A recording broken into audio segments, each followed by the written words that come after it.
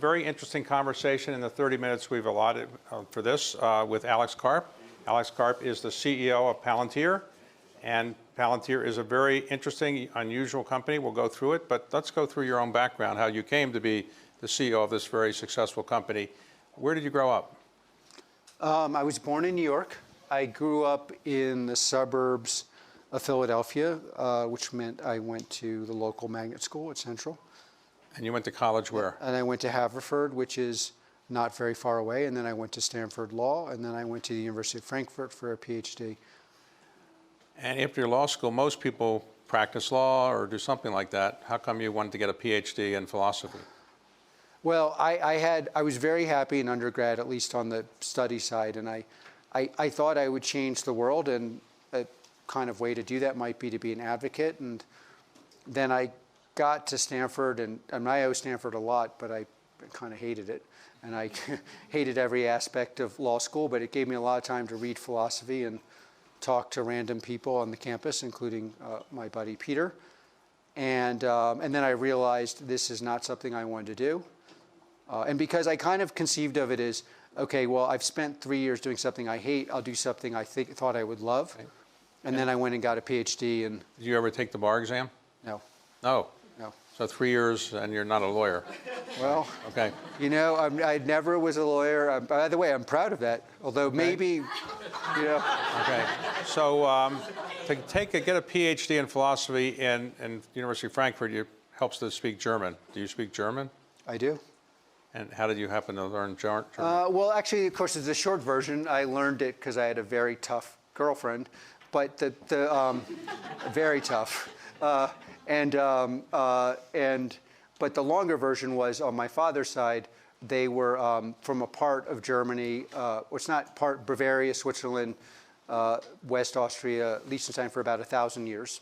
And my grandmother her first language was German. Didn't teach my dad a lot of German, but you know, I kind of think assimilation takes many generations, and so I kind of got to Germany with a already pre-German vibe. As an example, when I got to Germany, I was like, oh wow, I don't have to tell someone I love them to go on a date. I don't have to have 50 friends. I can tell people that I don't agree with what they said. It was very comforting. So a very, very smart German, Albert Einstein, had a hairdo not unlike yours. By the way, Albert Einstein's family was apparently, my family is apparently his neighbors, but maybe that was... Maybe that's where you got the idea. So do you comb that, or it just goes that way? It just goes that way. Although another funny story is when I was in Germany, because they think American litigious stuff is so crazy, people ask, well, how do you afford to live here? And honestly, I was really poor, so I wasn't really affording it. And I told my German colleagues that, look, I bought the shampoo, it was too strong, and I ended up with this hair, and I sued them. And then, but the funny thing is, everyone in my whole university believed them. Like, no, that's not true. I have this hair naturally. Now, your parents are alive, right? Yes. And your mother ever call you and say, comb your hair, or she doesn't do that? Well, yes, my mom calls. Well, first of all, you have to understand, my parents wanted an academic. It's like, you know, there's a saying in Silicon Valley, ask for money, get advice, ask for advice, get money. And I think my parents were like, ask for a cultured journalist or an academic, get a business person. So they're already unhappy. So tell us about the beginning of Palantir. Whose idea was it? It was Peter's idea. Peter Thiel. Peter Thiel, very famous, long-term friend of mine, much better known for being arguably the best investor in venture in the world, a co-founder of Palantir. He called me, and I'm very grateful to Peter, because honestly, I think there's exactly one person in the world that would have called me to co-found Palantir, and that was Peter. And Peter's like, hey, I've got this great idea. We're going to take the back end that we used at PayPal to stop cyber criminals, and we're going to turn it into a product, and we're going to sell it to the intelligence services, because obviously they could use the best software in the world. And do you want to co-found this? And what year was that? That's 20 years ago or so? Yeah, that was rough. That was almost exactly 20 years ago, because we actually then founded it a year later. So. And did you say, I'm not qualified to be the CEO of a company yet? Well, I wasn't being asked to be CEO. Okay. I was asked to be co-founded. No, you know, I tell people this all the time. When someone gives you a really interesting offer that sounds incredibly good, you just say yes. So I didn't say like, now I've hired thousands of people, and sometimes I feel like they're getting a chance to change the world, and they're like, well, what am I going to get paid? What are the benefits? And I think when Peter asked me to co-found the company, I just said yes. So yes, period. At the companies, it wasn't like, what am I getting paid? What's my equity plan? What's it like? I was like, yes, I'm starting. So period. The company was designed and I'm going to think about it. I'm going to ask my ex-girlfriend. Was it designed to be a software company? No, we were going to be the central idea really was there's a methodology. So that basically, PayPal the margins were thin. It's very hard to stop adaptive adversaries. Algorithms were slower than the actual adversary. They used visualization to find the adversary. Now, that concept was the concept. We, in contact with the client, like I had never been to a clandestine service, we, meaning my other co-founders and I, discovered that idea, while it was necessary, but it was not sufficient. You had to actually focus on the back end. And the back end was integrating data, and then my idea, in all modesty, was to integrate the data with data protection norms. And that became the engine that powers a lot of the countries in this room, on the anti-terrorism side. In Silicon Valley, it's often the case that people who run these technology companies have a technology background or an engineering background. You don't have either. This is true. However, for reasons I could try to explain, but I've never been able to understand myself, I've been very, very reliable in picking out the best technical talent in the world. Okay. And in fact, one of the ways that, of course, in the Valley, no one believed me in the beginning. They would send in random engineers, and I was, then they would occasionally send in the village idiot. I'm like, you send in the village idiot. And they're like, well, how do you know? And but the simplest explanation is technical philosophy involves irrelevant, but it's distinctions that are very important to you emotionally. Coding involves very small but important distinctions that are important to the world. And if you have a emotional proclivity for managing one, you can manage the other. And then as a second addendum, most, you know this on the side, of course, all your investments are successful, but most investments fail. And one of the big reasons things fail in enterprise is the products are not societally relevant. If you build a non-societally relevant product, you're going to have to compete with a company that is really good at sales or already owns distribution. Mostly they own distribution and they're great at sales. So to build a product that can break through, that product has to be so relevant to the society that actually people buy it despite not quite understanding it, and an engineer on their own will build a product for other engineers. And that's one of the big reasons almost all enterprise software companies fail. So originally your clients were the US government and the CIA. Our first clients, so we got this investment from Incutel, which has always been controversial. It's a really small investment. Now they're no longer at the DPO. They exited, but it's always been very, if you Google Palantir, you'll see. And if it's a left-wing newspaper, by the way, I'm progressive, and I think the left is wrong to hate on us sometimes, because without Palantir, the far right would be in a position of dominance, because Palantir single-handedly, with the police forces, stopped major terror attacks. But in any case, you'll read Palantir, CIA-driven data. In German, it's data octopus, which is my favorite. It's like as if we're hovering, and none of which is true. But where did the name Palantir come from? In the Lord of the Rings, there's a globe which allows the forces of good to see what's going on and organize, and that's a Palantir. And the Palantir, plural is Palantiri. Hey, so when you started the company, you got some software. It was sold to the Pentagon and/or CIA. It was sold. Yeah, the Incutel gave us 3 pilots. One with the FBI, one with the agency, and one with a more classified part of the DoD. But interestingly, it was that part of the DoD that really got us off the ground, because they were struggling with finding out where terrorists were putting improvised explosives, and we figured that out in our product. The employees who work at companies like Google or Facebook tend to be more left of center than right of center, I think it's fair to say. So, and sometimes, like Google, they say, we don't want to work for the Pentagon. So how do you get employees, and how many you have, 3,300 now or something? 4,000 if you include the people, yeah. All right, 4,000. How do you get employees who say, I want to work for the CIA, I want to do software for the Pentagon? Is that hard to do? By the way, and now it's not just American clandestine services. Probably the clandestine service, almost if you're in a Western country, it's your country as well, whether they tell you that or not, for very important technical reasons. No, look, the fundamental basis of Palantir, both for clients externally and people internally, is, and we're very open about this, is like, we are not everyone's cup of tea. We may not be your cup of tea. By the way, we don't like people who are like, coming in and saying we want to kill terrorists and, just without data protection. So to make society work, there are basic functions that have to work. One of which is the reduction of terrorism, pushing back on, in my view, human rights abuses largely done by adversaries to the West. You may not agree with that, and bless you, don't work here. And what you'll find is 2/3 of the people in the Valley don't want to work for your company. However, 1/3 only wants to work for your company. And yeah, we don't get it. By the way, it's one of the concerns investors had in the beginning is like, because not everyone at Palantir has a clearance. In the beginning, that was for the US government. Now it's for almost every government, depending on where we are. But that's also helpful because you say, well, you don't want a clearance. Why? And like, yeah, I don't care if someone's smoked pot or they have a relationship to their hamster, as long as they acknowledge it, we don't care. But if somebody's like, hey, so it basically is a filter. Now, and by the way, we've been very critical, as you may know, people in this room know, of the Valley. And that also helps. Look, I bless your soul if you want to distribute carcinogens with your great intellect in the form of consumer internet. That's your decision. And if you want to get wealthy and give your money to philanthropy or not, that's your decision. We want people who want to be on the side of the West, making the West a better society, more able to defend themselves, protect data protection, and that's not for everyone. Let's go through that as an example. The war in Ukraine is one that your company's been involved with. Can you briefly describe what was described in a Washington Post article recently about what you're doing to help the war in Ukraine? Well, so the genesis was our product's very well known. We have a counter intel product, which is called PG, which is very well known. We have a commercial product called Foundries, very well known. We have a product that is not well known called MetaConstellation.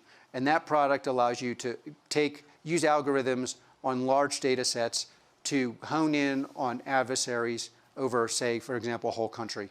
And the infusion of data from satellite, telephones, other sources, classified sources, and then the disambiguation of that so people only see what they are allowed to see on the battlefield is something that took us 15 years to build in various forms.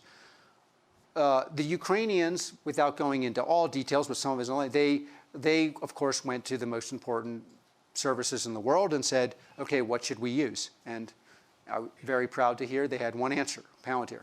And then we were asked if we were willing to supply our product philanthropically, basically, for free. And I was very in favor of this because our primary mission is, in fact, to set a global standard for the world for behavior. The product then allowed them, according to this article, to do targeting with a factor of 20 better, which basically, of course, the primary heroes here are the actual heroes of the Ukraine. And they're also, I have to say, one of the caveats is they're very, very technical. The people that have used our product there are world-class engineers, but they were also able to train normal engineers. And in their hands, they were able to change the targeting ratio, which, according to David Ignatius, played a big role in changing the course of the war. Okay, so can the U.S. government get this same kind of software? Does it have it? Can you say that? The U.S. government has our software. Okay. And uses it very aggressively. I mean, look, the role of the U.S. government and the British government and others is somewhat sensitive. Some of it is in this article from Days and Nations, and is not. But it would be remiss not to mention that these governments have played an enormous, effective, and crucial role, not just with our software, but also with our software. So where do you want to take the company in the future? You already built a company that's pretty large, pretty successful. What is your future direction? Well, on the government side, some of this is not directly Palantir related, but we, in America, Western countries, we should learn also from the Ukrainians what actually worked on the battlefield. I'm very in favor of a robust posture in America. We should look, what percentage of our budget is being spent on things that actually turn the tide? So not all that's going to go to me, but we need to invest where the West has an advantage. Now, what do we want to do as a company? Of course, we are going to grow and continue to grow that suite of products. Of course, at this point, a lot of our growth is commercial. So without going into Q4 results, the U.S. is taking a real liking to our commercial product. Growing that part of our business is obviously important. But my fundamental view of what Palantir should be is an instrument, a technical digital software instrument, which is, again, what we, I think, are the best at in America, that strengthens institutions, both commercial and economic and political, in Western countries. So today, your company is based in what city? Denver. But you, as the CEO, live in? I live in the backwoods in basically a shack in New Hampshire. And the reason that's so convenient and helpful to the company is? Well, I mean, you wouldn't know it on TV, but I'm an extreme introvert. And so I hide out. But I travel. I'm back to traveling 250 days a year. And so I travel from office to office to office to office, tricking Palantirians thinking I'm meeting with clients when, in fact, I'm meeting with the most important client, them. Hey. What are you building? Why are you building it? What's working? What's not? How's our senior leadership failing you today? Please tell me how we're failing you today. How did we fail you even worse than you thought today? So you're also a pretty accomplished skier, right? Cross-country skier. So that helps being in New Hampshire? Yes, but it's really, I'm a very accomplished introvert. Okay. and you know, in New Hampshire, I have no neighbors. I barely talk. I go into my little introverted cave. I come up with lots of ideas. I mean, we say, our clients know, sometimes people don't believe us, we build these products 5 years before anyone believes they're real. A lot of the inspiration for building those products comes from when I'm cross-country skiing. I think I'm the most accomplished Tai Chi practitioner in the Western business world. I do that. I walk around, I bounce my head into a log and think, oh, wow, we need a product that, you know, or so-and-so is really good. And then, you know, a lot of it's also like, you know, when you decide a product needs to be built, or somebody like a Palantir, I don't know, Shyam says, hey, this is a really interesting product idea. And it's like, then you have to decide, well, who's going to build it? Like, this is like a lot of the biggest decisions at Palantir come down to, you know, okay, for example, the Foundry product, which is, you know, I don't know, without going to Q4, it's been like growing like a weed in the West, commercial product. You know, I remember someone came to me with the basic architecture of it, and we took a person who was on our, by far our biggest client. It was probably worth 30% of our revenue, took off the most important engineer and put that engineer on this product that no one believed would work. And that's how we ended with. So like figuring out who does what under what conditions. And then there's a productization phase. So we often build a product, then it's beta, it's in the market, means we still have to hold it up. Then a whole different team has to get it into productization phase. And all those decisions have to be made on the ground, on the factory floor, basically. It's like cutting leather. But except for the leather to do all this, don't you need to have the ultimate security clearances? To work at Palantir? Well, for you personally, you have to review these Actually, software. one of the best decisions I ever made was not getting a clearance. And I'll tell you, it's a really good decision, because if I was cleared to know a lot of stuff I know, I couldn't sit on the stage. Okay. You don't keep secure documents on your desk. I'm not, I shouldn't make, no, I'm not planning an office. I'm not planning to run for office. Okay. So. It's a pretty good joke. You guys are too polite to laugh. I would think that companies that would do what you do, some of them I would think might be based in Israel. They're pretty good at these kind of things. Is that some of your major competitors are? Well, again, I don't want to go into who uses our. We proudly have an office in Tel Aviv. We have an office there because Israel knows our product very well. We are proudly part of that ecosystem. I think the great companies in military technology are going to be in Silicon Valley, the Ukraine and Israel. What we've actually found, interestingly, without going into who uses our product in Israel and who doesn't, the more technically accomplished a future client is, the quicker they buy our product. It's kind of very counterintuitive. The clients, partners now who'd be more able to build our product appreciate how difficult it is to build it and buy it. When you sell your product to company or government agency A, is it a thing where they have to keep getting it updated, or you just sell it and they use it however they want, or you have to help them use it and then you update it every so often? It's a great question. So there's a substrate of our product. So let's just say clandestine agency 204, they'll get, say they buy Foundry and then they buy PG, they'll get a core substrate of the product. If they're sophisticated technically, and many of them are, we'll teach them how to build on top of the product. So a very sophisticated client using our product will build their own software on top of our product, because they understand there's certain things that would take decades to build. They don't want to build them. And then they'll build their own things on top of it. We, on our end, deliver new features. So let's just say, for example, in the Ukraine war, we've learned a lot about what you would need to fight in Europe, which, by the way, no one understood until now. It's a complete fighting in the desert, fighting in Europe, fighting against Russia, fighting against smaller, less effective, more terrorist organizations. Completely different thing. We'll then build features that we will, obviously, that's one of the reasons we only ship these to allies, that will then get shipped across, say, the NATO structure. But for example, sophisticated partners and clients like the Ukrainians and maybe ones you've mentioned will also build things on their own, and those things will be built on top or next to our product, and they own those things completely. And that's why it ends up being kind of good for both sides. A lot of CEOs of technology companies obsess over their share price, and the last year or so, share prices in tech companies have come down. Are you obsessed with your share price, or you don't care that much? I guess I'm supposed to say You do care. I do. Well, look, I care You're because one of the biggest shareholders, aren't you? Yeah. Well, look, the answer that I care because the people who work at Palantir care. I do actually care about our shareholders. I actually especially care about the retail shareholders, the small shareholders. But I've been at this 20 years. I know that, when we DPO'd with 700, I think, and 40 million in revenue, and during that, roughly in that phase next year, we ended up with a $100 billion valuation. It was as I recently said, I didn't think, luckily I come from a family where I'm at the small table because I'm not an academic. I never thought I was at that good at 45. I don't think I'm that bad at 6. I know how well the company's doing. It's funny, as someone who's been somewhat skeptical of the free market in many ways as a proud progressive and believes that we need to ameliorate the free market by having world-class education and helping people who've been underprivileged.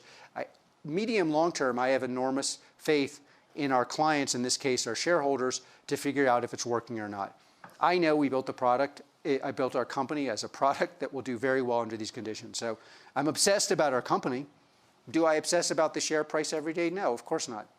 So many CEOs these days are being bombarded with needs to worry about DEI, ESG, and so forth. Is this something that you focus on that much, or you're not? Well, our clients use our product. I mean, the funny thing is, one of the things people are going to find out, we do very well. One of the reasons that we power European clandestine efforts, intel, anti-terror efforts with, in my view, success is proven by the fact that there have been very few terror attacks, luckily, and therefore the political ramifications are we still are run by kind of bourgeoisie parties and political parties in the middle, is that the Europeans have regulated counter intel to the point where it's nearly impossible to do it, and there's only one product that works and works very effectively. That's ours. ESG is a bonanza for us because regulators are requiring tracking of data down to the absolute miniature, most minuscule molecule. And that is very similar. It's isomorphic to counter intel because, for example, in counter intel, before you shut down an airport or authorize someone being taken out, you've got to look at every single data set. And so that's going to be very good for us precisely because, honestly, regulators don't understand how difficult the technical challenge is, and you've got a lot of purveyors of PowerPoints, fake software companies, and moderately useful software that are just going to massively fail against these use cases, and you're going to buy Palantir. So do you know how to write code? Are you a code writer? When I co-founded Palantir, I took the introductory class to writing code at Stanford. Somewhat, we have a Stanford rep here. Don't tell them it was, somewhat on the side. But yes, I mean, up to a point. But again, I wouldn't overestimate my role at Palantir. I wouldn't underestimate it. Bringing societally relevant things like PG ended up dominating counter intel. Foundry ended up being the crucial product during the pandemic. The Meta constellation is the crucial war product in the world. These are societally relevant products built years before you needed them. There are software engineers who will do that, but I feel, in all modesty, the fact that I work well with software engineers but have never aspired to write code like they do is a pretty important symbiotic relationship that it's worked. A software company in Israel developed a product which could tap into anybody's cell phone. And it was said by the Israeli government, you can only sell this to certain entities. And if you sold it to somebody else, that be against the law. Do you have that problem where you can sell things? Whoops. Whoops. I guess I have the problem. Maybe we have a hand microphone. I think your mic is still working. Can you hear him? Is it still? Well, the batteries are out. Well, anyway, Speak loudly. So, can you sell your product to anybody you want to sell to? well, again, there are limitations on certain of our products, but we've never even gotten there. We self-regulate to the point. I mean, this was a huge issue with early investors. They were very unhappy when I started telling them, look, it's not a joke. We're not going to sell to China. We're not going to sell to Russia. We're not going to sell to affiliate countries. We are going to, and they're like, well, what about ABC country? And like, yeah, look, without going to every detail, people wondered, like, there were people inside Palantir who didn't think we should work with certain countries, and we decided to. But then there's a long list of countries we have not worked with. Right. And in your case, the average person you hire, is he or she a PhD in some kind of technology product or technology skill? In other words, are they coders? Are they PhDs in what? The typical person. Look, the typical person we hire has a college, maybe a master's degree in computer science. Now we'll hire, but I would say 70% of our company is technical, meaning they can write code. But then another 10%, it would be technical at any other company. They don't write code at the standard we need, but they could do graduate level math. So if you take the graduate level math people plus the people who can write code, it's like historically been 85% of our company. So you're running the company, you like it, you don't intend to do anything else for the foreseeable future, not going to the U.S. government or anything like that? Well, I don't know if, like, I partner well with many governments, and especially the U.S. government, maybe partly because no one expects I'm going to ever come be in their role. So I don't think anyone's expecting me to run for office or work. So no, look, you go ups and downs. Currently, I am very motivated. Look, when you play, again, the heroes in the Ukraine are much more important than us at Palantir. But there's this dialectic, like in Hegel, you master slave, like there's this dialectic where you do this and it's hugely motivating to us and to me. And right now I'm very motivated by what we do. Honestly, I like the success and the impact. And I'm not planning to go anywhere. I don't know. I mean, I've been around, I've been doing Palantir longer than most people at Palantir have been alive. But yeah, I'm not planning to really change that until. And you're not going to change your lifestyle. You're not married, no kids. You're just going to keep doing what you're doing that way, right? Well, I'm trying to meet people, but no, I'm not planning to change. Okay. But thank you for the shidduch. I'm very, look, there's always an up and down in life. Currently, I'm pretty happy and I believe in what we're doing. And I mean, a lot of people would like me to, make myself more, normal friendly, and I'm trying every day. Okay. I have a coach. I don't know if you saw Mike to be kind of slightly more normal in public, and it's not working, but I'm doing my best. Do you have a barber or no as well? No, that I've rejected. I tried that route. It failed. All right, we have time for one question, maybe right here. Can I have a mic? Have a mic? You can have my mic if you give. Well, somebody's coming with another mic. Okay. So you can all right. This. A simple question, not a statement, just a question. I'm David Kim from Korea. I'm a chairman of Daesun Group, which is one of the largest energy company in Korea. As a CEO, I've been dealing with many software companies and consulting companies, and I have always been very disappointed, especially not only because of the result, but also compared to the price they charge for me. And I Googled and tried to find the mission and vision of your company, and frankly speaking, it's too good to be true, what is said in Google. Well, let me tell you, since we have limited time, we have great partners in Korea. You are right to be disappointed by software. Almost all software is either a PowerPoint or something disappointing. We live from people like you. Okay, so the question I have is, how do you price your service? And I'll tell you, we're very expensive. You know why we're very expensive? Because someone like you is greatly skeptical and think it'll be not valuable. And when we show you it's very valuable, we expect you to pay us a lot of money. Okay, right here. Arena? We're not cheap. And part of the problem is the people that are selling you their software cheaply are selling you a PowerPoint or a steak dinner or, I'm a fan of Korean art and Korean food. They're like, great kimchi jjigae, and the software sucks. Arena? Scott, David has a perfect shidduch for you. He has a very nice daughter. I'm very happy, by the way, But to the everyone colonies- listening to this. I'm not. So, And by the on way, a I'm serious little, note, yeah. on a serious note, you complimented Israeli and Ukrainian capabilities. How would you rate Russian and Chinese in that space? Well, Russia and China, this is the thing. There's a tendency that's really quite unfortunate because Russia is massively underperformed, to underestimate Russia and maybe slightly overestimate China. But they're starting from the shock factor.